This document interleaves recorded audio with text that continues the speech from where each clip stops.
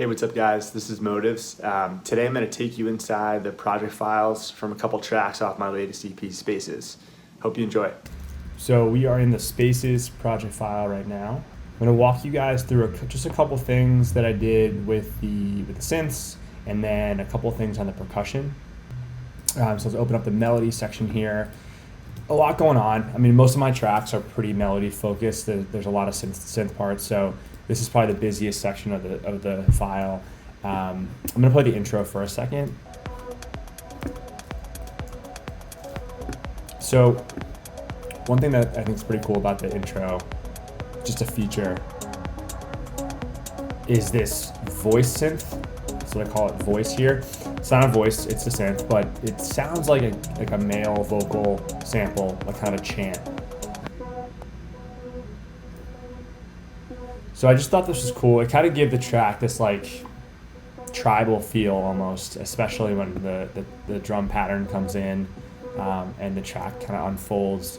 So this is just a synth patch from Diva. And I kind of just panned it out and added some effects to make it just a little smoother in the mix and kind of, again, sound a little more like a human voice. The lead is its own group. Let's unpack that for a second. So what I did with the lead to make it feel a little bigger was basically just layer the melody and use a couple different types of sounds to kind of create one big one. By far the biggest piece of that sound is the preset itself, and I think it's from Serum. There's a good amount of processing on it. I think the most consequential being the Big Crush, the Decimort Big Crusher that I used to really make it a little crunchier and kind of break through a little bit more. So that's the lead, which is, there's a lot of automation here. I bounced it to audio when I was happy with it. And that's what you hear here.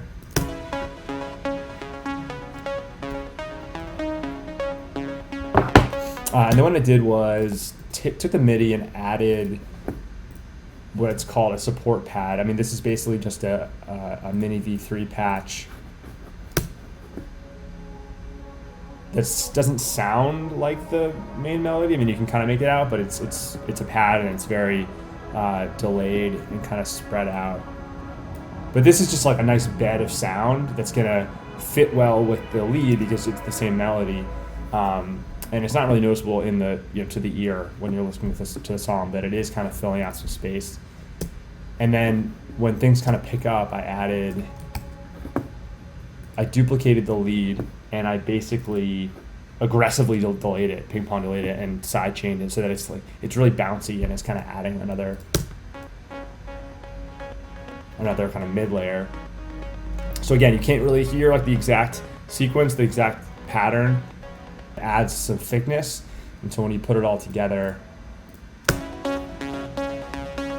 there's a little more movement from the delay layer, and there's a little more of a bed from the pad layer.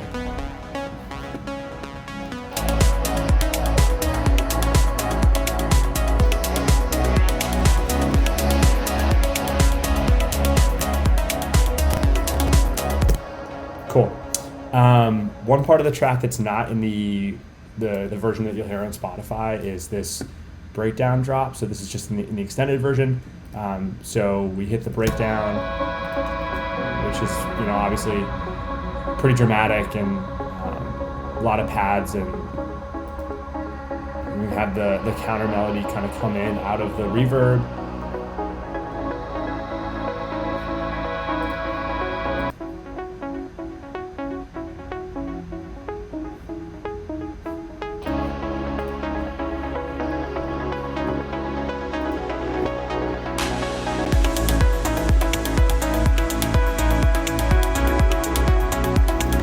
So the thinking here was on the dance floor in the club, like to have kind of a break, not just a breakdown, but like have the kick come back in, have things kind of get moving again, but not go all the way there.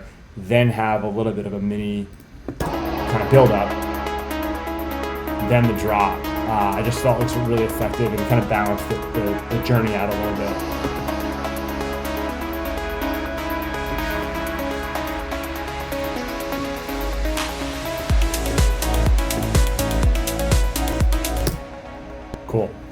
Let's see what else. I think. Oh, one other thing in the melodies that I gotta. I forgot that I had this, but are these 16th keys. So these are kind of the purpose of these is to add some energy and kind of pick up as things progress. So just got the kick pattern here, and then the snare comes in and all the hi-hats and everything. Okay, so underneath, got these nice chords that are going on a 16th pattern, and they just add a little bit more energy and movement underneath, and then they serve a nice purpose here with like the transition to the breakdown. They just pause on this high,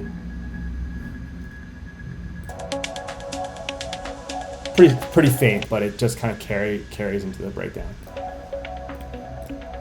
Cool. So those are the synths and kind of the real essence of the track. The bass, there's not too much exciting stuff going on here. It's just a sub and a move kind of working together throughout the track. On the percussion, I do want to share two quick things that I did. So one is on the toms. So I'm going to play this groove from the beginning. I'll just solo the percussion and the kick.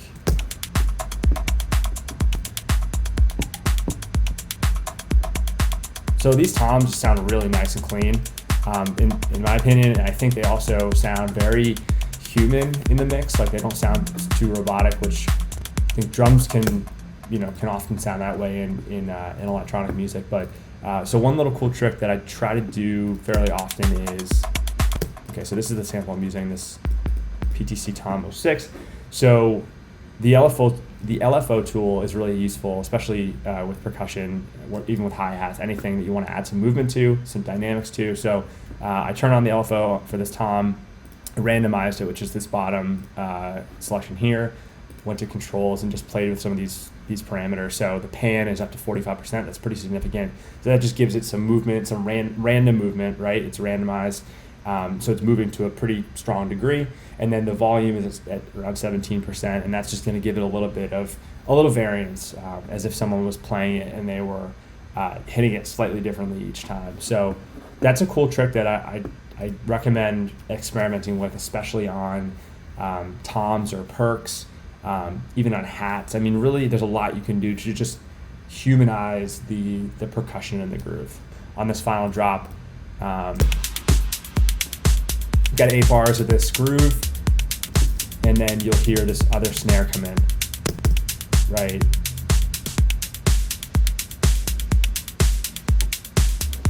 Should be able to hear that.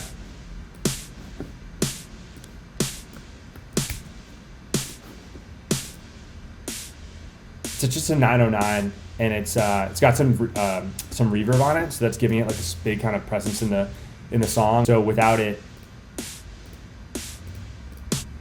this is the regular snare that I picked, and then it's just adding that like.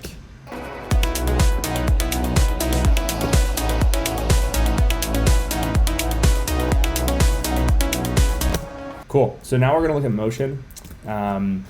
Show you guys a couple things about this one. So again, we'll start with the melodies and the synths.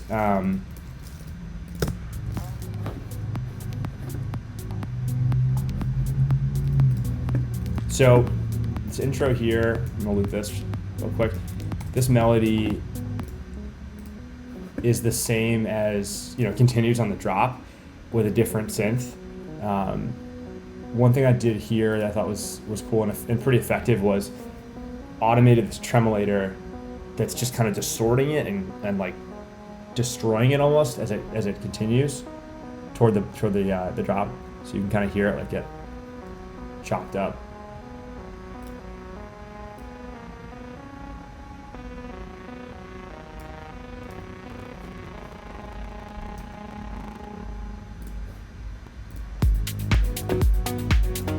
So I just thought the contrast there with that kind of like getting ground down almost, that synth, and then into the drop, which is pretty kind of smooth and simple, was a cool way to start the track and start the EP.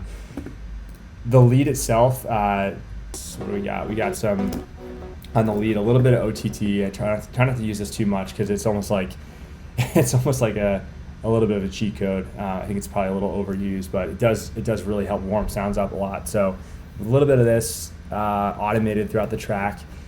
Delay and echo boy. So I remember thinking like I love this progression, this melody, but it's like it just feels like kind of just stagnant as it goes, and I wanted to make it feel fuller. So I ended up adding both delay and echo boy to give it like this nice bounce, this nice stereo bounce. Again, just feels like very thick to the ear, so I like that a lot. Cool, yeah. So this is the lead. I mean, it's pretty simple. Not a ton of variance in the melody itself. Actually had a totally different lead early on. I'm gonna play that just really quickly. Let's see. I think these three were all part of the first lead.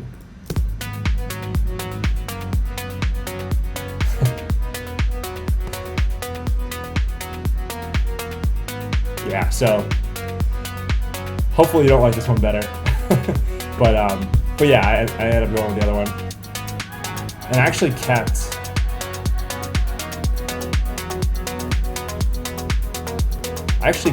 one of these channels from the old one in the new song, or in the real song. Just in the background, just to kind of add a little more a little spice to it. A relic of the past. So what else do we got? This project file, I ended up keeping a lot of things that I didn't end up using. They're in here, and I think the thought process there was just, hey, I might want to come back to this and use this preset or even this melody. So they're just in here for safekeeping. Let's go to the bridge. So the breakdown, it's just this, synth key, Pigments patch. Pigments is great. I would highly recommend checking it out if you're looking for a new synth. So we've got this synth key, and then I turn the attack way up on the lead. That attack's way up, that's why it's a little bit wobbly.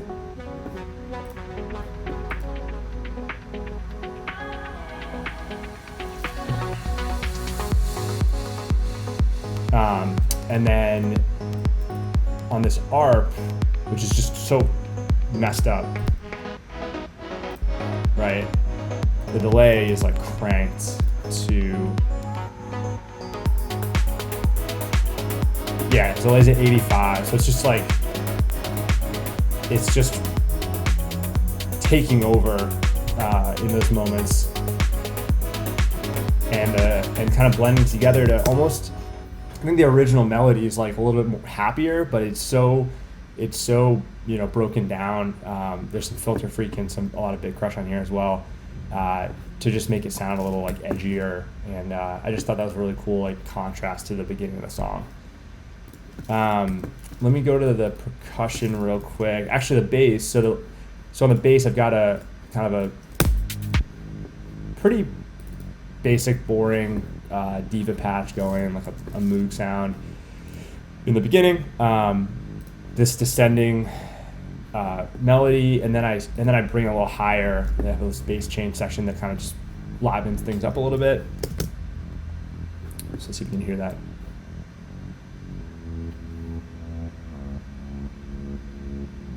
And then I switch to this pluck, this like nice kind of delay pluck on the drop.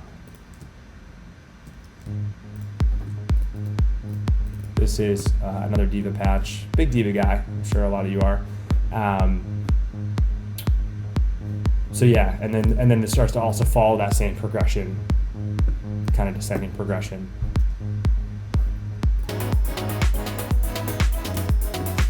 Cool. So another thing that is super easy to do is just like going from a kind of a moogier, like longer bass pattern or bass preset to a pluck, and then vice versa. Like just really, I think, adds a lot to the song, makes it less static.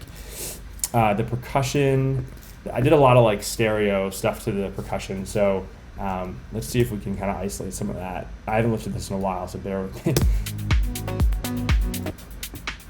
Yeah, so it looks like this guy's got some auto pan, just kind of going around the head a little bit.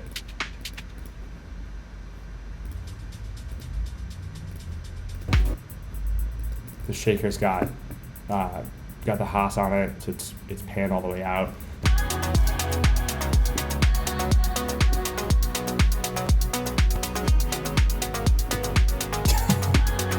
Yeah, this chipmunk noise is definitely the best part of the track.